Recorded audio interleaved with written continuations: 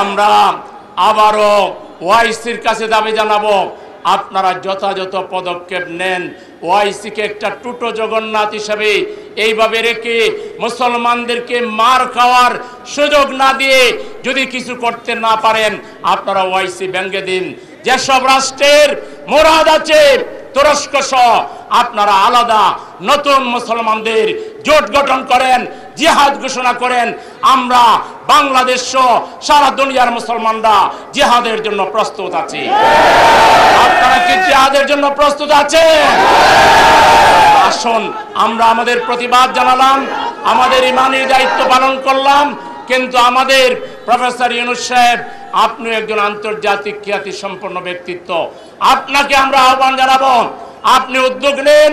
মুসলমানদের রাষ্ট্রপ্রধান যারা রয়েছেন, তাদের মধ্যে যাদের সাহস আছে, তাদেরকে নিয়ে একটি জোট গঠন করেন এবং আপনারা ফিলিস্তিন উদ্ধার করার জন্য উদ্যোগ গ্রহণ করেন। আপনাদের পাশে জামায়াতে ইসলামী সহ বাংলাদেশের কোটি জনতা আপনাকে সমর্থন জানাবে। আল্লাহ বাড়াবাড়িকারীকে পছন্দ করেন না।